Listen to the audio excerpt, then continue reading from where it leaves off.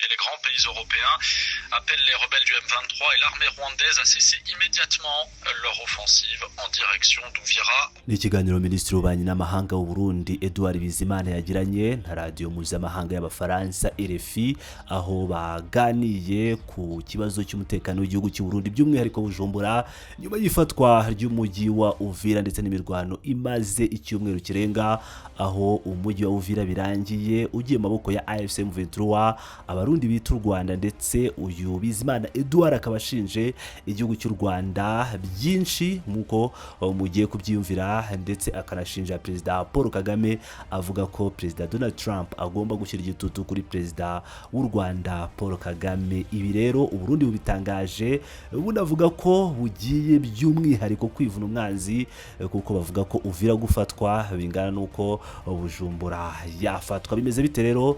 Reka tugaruke kuri ikiganiro cyose uko cyakabaye nkibagezeho gatanu kuri gatanu.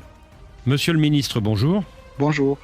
Est-ce que vous pensez que la ville d'Uvira pourrait être menacée? Oui, la ville d'Uvira est menacée depuis le 2, quand ils ont intensifié les combats. Bien sûr, c'était avec le renfort venu du Rwanda. On a vu des camions remplis de militaires. Première fois, 17 camions remplis.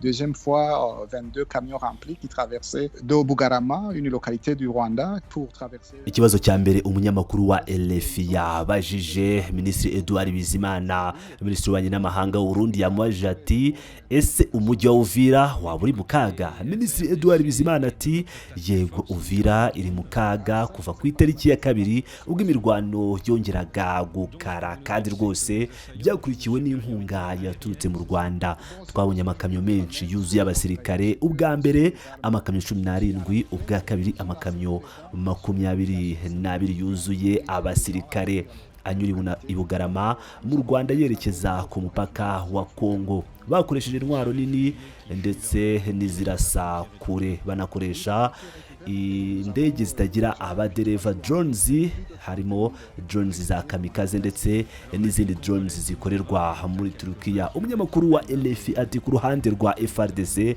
n'ingabo mufatanyije, nago mwe mwaba mufite izo ntwaro cyangwa baba barusha intwaro zirasa kure cyangwa indege? Minisitiri Edouard Bizimana ati ibyo ntabwo nabimenya, simbizi rwose pe, kuko ntabwo nari ku murongo w'imirwano ngiye ubwanjye.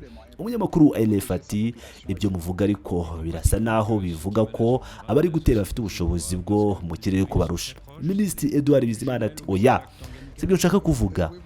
Ikitubabaje nuko bakoresha intwaro zica abaturage zitarobanuye, bagatera ibisasu mu ngo z'abaturage, bituma bahungira hirya no hino.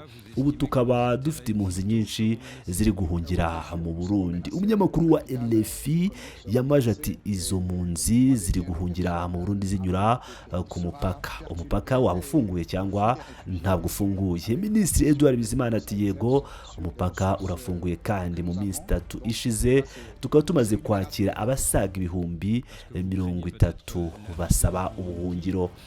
Umunyamakuru wa RFI ati kandi Uvira iri hafi yanyu, nka kilometero 20 gusa uvuye i Bujumbura. Ese abarwanyi ba M23 nabo bafatanyije b'Abanyarwanda baramutse koko binjiye muri Uvira, Uburundi bwa bigenza bute? Minisitiri Edouard Bizimana ati mu by'ukuri amahitamo yose ari ku meza, kuko Uvira na Bujumbura ni imijyi ibarizwa ku nkombe z'ikiyaga cya Tanganyika, kandi icyago kuri Uvira kiba ari icyago kuri Bujumbura. Niyo mpamvu Burundi bwiteguye gukoresha uburyo bwose bwo kurinda abaturage babwo n'imipaka yabwo. Umunyamakuru ati kuki muvuga ku bijyanye no kuvuga ko icyabangamira umutekano wa Uvira cyagera no kuri Bujumbura? Minisitiri Edouard Bizimana ati nuko imijyi yombi yegeranye cyane, ni nko kuba ku ruhande rw'ikiyaga kimwe, uvuye Bujumbura ubona neza Uvira hakurya, niyo uri muri Uvira ubona neza cyane Bujumbura hakurya yawe. N'urugendo rero rutarenze iminota mike n'imodoka. Umunyamakuru ati ibyo bivuze ko mu by'ukuri inyungu z'ingenzi z'igihugu cyanyu zaba ziri mu kaga. Minisitiri Edouard Bizimana ati yego rwose, umujyi w'ubukungu wacu uri mu kaga. Urujya n'uruza rw'abantu n'ibicuruzwa hagati y'ibihugu byacu ruri kwangirika, kandi umubare w'impunzi ukaba ukomeje kwiyongera. Ibi rero biri guteza igitutu ku bushobozi bwo kuzihuza n'ibikoresho dufite. Ibyo rero bikaba bisa nk'aho ari ikibazo gihita kigera ku Burundi. Umunyamakuru ati ariko mwamutinya ko ibihumbi byinshi by'abaturage bahunga Uvira bashobora guhungira mu Burundi? Nibyo. Minisitiri Edouard Bizimana ati yego nibyo, kandi koko batangiye guhungira mu Burundi. Ikindi kandi iyo abantu bahunga niyo mwaba mubagenzura, niyo mwaba barura, hashobora kwivangamo abantu bafite imigambi mibi cyangwa n'abarwanyi bihisha mu mpunzi kugira ngo bashobore gutangiza ibitero cyangwa babe batanga amakuru yo ku butaka bw'u Burundi kuri bagenzi babo. Niyo mpamvu mu kubabarura no kubandika tunabakira tuba tugomba no kubakorera igenzura ryimbitse kugira ngo turebe koko ko nta bantu bafite imbunda cyangwa indi migambi ishobora kwangiza igihugu cyacu binyuze mu kwivanga kw'impunzi. Umunyamakuru wa LFI ati ese muvuga ko mu gihe Uvira yabifashwe Uburundi bwafata ingamba zose zikenewe? Izo ngamba ni izihe nk'uko mwatubwiye ko muzafata ingamba zikomeye? Minisitiri Edouard Bizimana ati ntabwo nabivuga mu buryo bweruye hano, ariko amahitamo yose ari ku meza. Umunyamakuru ati amahitamo ya gisirikare cyangwa aya politiki? Ati byose byombi.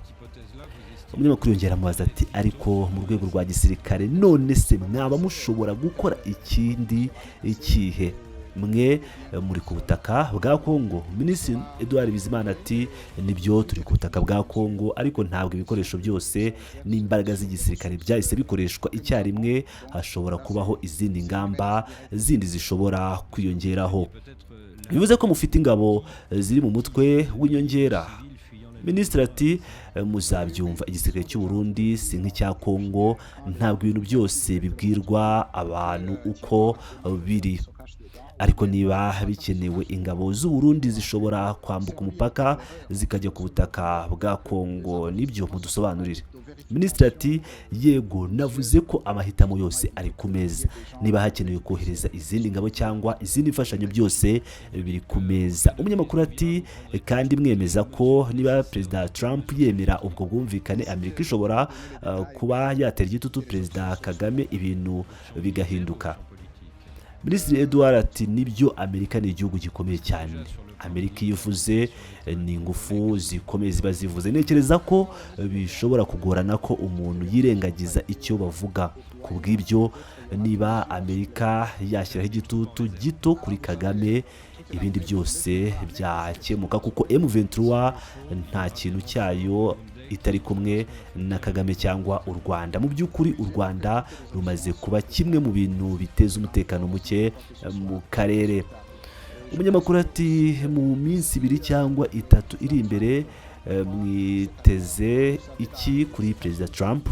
Minisitiri ati ni kubwe niwe ugena icyo akora, kuko niba amasezerano yarasinywe atari gushyirwa mu bikorwa, kandi ariwe wahuje abo bakuru b'ibihugu bombi bakajyana i Washington gusinya n'amasezerano akaguma mu mpapuro gusa, byaba ari n'ikimwaro ku banyamerika ubwabo. Umunyamakuru akaba yasoreje aha ashimira Minisitiri Edouard Bizimana ati ndabashimiye. L'accord est signé et qu'il n'est pas appliqué, et que c'est lui qui avait mis les efforts, qui avait convaincu les deux chefs d'État à se rendre à Washington pour signer, et que ça reste dans les tiroirs. Donc je pense que ça serait aussi une humiliation pour les Américains. Edouard Bizimana, je vous remercie.